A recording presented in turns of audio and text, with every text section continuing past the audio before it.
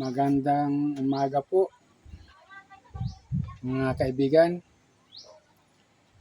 Ngayon po ay araw ng Linggo.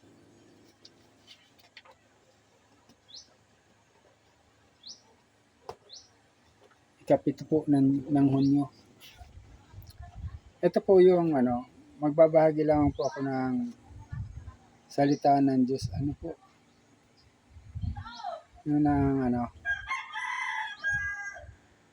Ito po yung pagbabalik ng 12, pinamagatan pong pagbabalik ng 12 at yung pinakain ng Panginoong Hesukristo ang 5,000 tao. Ito po ay matatagpuan sa Marcos 6, chapter 6, verse 30 hanggang verse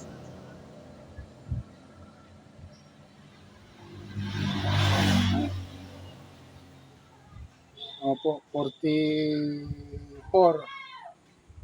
verse 44 po. Babasahin ko po kung ano po ang sinasabi. Ito po, mag-umpisa tayo rin sa ang pagbabalik ng 12. Ito po. Sa versikulo 30, at ito pa sinasabi, at ang mga apostol ay nangagpisan kay Jesus at isinaysay nila sa kaniya ang lahat ng mga bagay na kanilang ginawa at ang lahat ng kanilang itinuro. At sinabi niya sa kanila, magsiparito kayo ng bukod sa isang dakong ilang at magnuhos kayo ng kaunti. Sapagkat marami ang nangagpaparoot parito at sila'y hindi man lamang nangagkapanahon na magsikain. Ayun. Yun po ang sabi ng Panginoong Hesus doon sa 12. Ito po, ang sumunod po, pinakain ni Jesus ang 5,000 tao. Ito po ang sinasabi sa Marcos 6. Mag-umpisa po tayo sa chapter 6 ng Marcos, versikulo 32. At nagsiyaon silang nanga sa daong at nangapa sa isang dakong ilang sa bukid. Sa dakong ilang at bukod. At nangakita sila ng mga tao na paalis sa pag-alis, at sila ay nangakilala ng marami at parang nagsisitakbo na nagsiparoon doon mula sa lahat ng mga bayan at unang nagsirating pa kaysa kanila. At lumabas siya at nakita ang lubhang maraming tao at nabag siya sa kanila, sapagkat sila'y gaya ng mga tupa na walang pasto. At sila'y nagsimulang tinuruan sila ng maraming bagay. Yun po pala, dinagsa po pala ang Panginoong Hesus doon sa ilang ng maraming tao.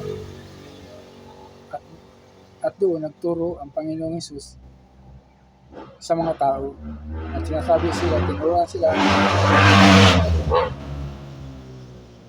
At nang gumabi na, ay nagsilapit sa kaniya ang kaniyang mga alagad at nagsabi, ilang ang dakong ito, at gumagabi na.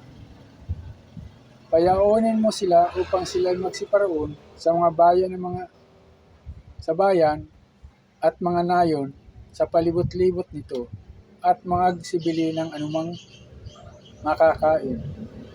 Tatapot siya ay sumagot at sinabi sa kanila, bigyan ninyo sila ng makakain. At sinabi nila sa kanya,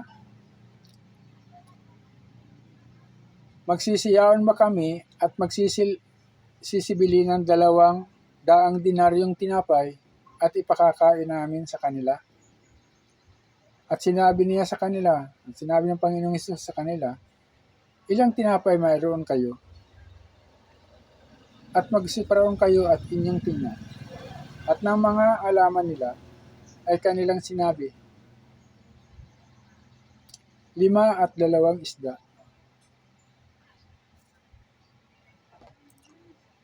At inuutos niya sa kanila na paupuin silang lahat na pulupulutong sa ibabaw ng damuhang sariwa. At sila nagsiupong hanay-hanay na tig 100 at tig 50. At kinuha niya ang 5 tinapay at 2 isda, at pagtingala sa langit ay kaniyang pinagpala at pinagputol-putol ang mga tinapay at ibinigay niya sa mga alagad upang ihain nila sa kanila, at ipinamahagi niya sa kanilang lahat ang 2 isda. At nagsikain silang lahat at nangabusog. At kanilang pinulot ang mga pinagputol-putol, 12 bakol na puno ng tinapay at mga isda naman. At ang nagsikain ng tinapay ay 5,000 lalaki. Napakarami po ng kumain sa 5 tinapay at 2 isda lang. Matapos pagpalain ng Panginoon Hesus ay matapos pagputol-putulin yung 5 tinapay at 5 isda, at matapos pagpalain ng Panginoon Hesus ay napakain niya ang napakarami, ang 5,000 mga tao. Ang dami po. Lubhang diba pong talagang mahiwaga ang Panginoon. Kaya po tayo bilang mga tao ay magtiwala tayo sa Panginoon, kasi nga lahat ng ating mga suliranin ay matutugunan kung tayo ay magtitiwala at hingi o dadaig sa Panginoon. Yun po ang nakikita kong aral dito sa Marcos 6 mula ang versikulo 30 hanggang 44. Excuse me po. Talagang napakahiwaga po ng Panginoon. Kaya po, kung talagang bibigay natin ang pagtitiwala sa Panginoon, ay talaga pong tayo ay pagpapalain.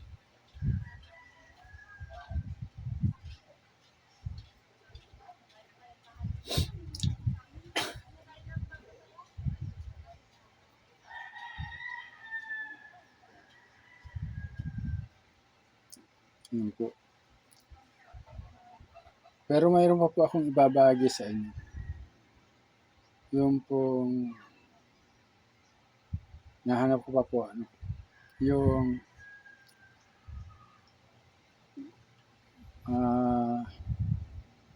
tungkol po roon sa Salmo.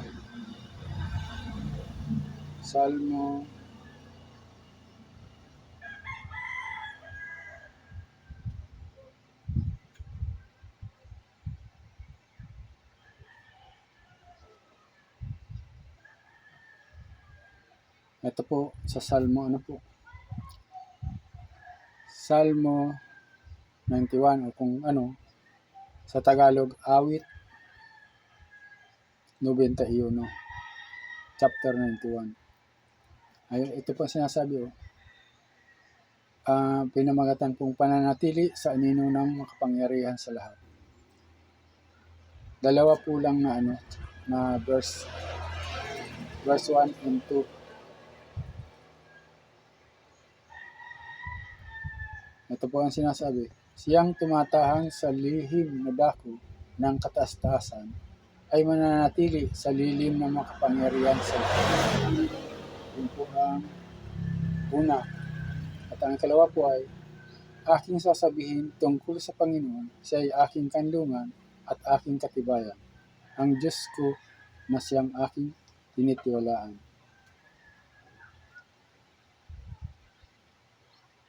Dapat po tayong mga tao ay manatili po sa pananampalataya at paniniwala sa ating Panginoon, sa Diyos na may gawa ng langit at lupa. Ano po? Sinabi nga po sa Genesis po baga, sinasabi na ang Panginoon, ang Diyos, mula sa unang araw hanggang ikapitong araw, mula sa unang araw hanggang ika-6 na araw ay siyang gumawa ng lahat dito sa ating nakikita sa ating paligid at maging sa kalawakan. Siya po ang gumawa niya sa loob ng ika-6 na araw. At sa ikapitong araw ay siya nagpahinga at siya nasiyahan sa kanyang mga nalikha. Yun po yung matatagpuan sa ating sa Genesis chapter 1 verse 1 hanggang 7 po. Kung hindi po ako nagkakamali po. Hanggang dito lang po at maraming pong salamat. Ito, ako po ay naisipan ko lang na magbahagi ng ganitong mga salita po na galing sa banal na kasulatan, salita ng Diyos. Kung sino man po sa inyo ang kung nagugustuhan po mga ganitong pagbabahagi ng salita ng Diyos, pwede po bang makahingi ng kaunting suporta po sa inyo? Pwede po nang i-like at i-share ang video kong ito. Ako po si mababasa po nyo dyan sa aking channel. Bernardino Lagalag po ang nakalagay yan. Pero ako po si Bernardino Apat na taga rito sa Barangay Kapalungan. Maraming pong salamat. Pagpalain po tayo ng ating Panginoong Jesus. Ng ating Panginoong Diyos. Maraming pong salamat. Bye!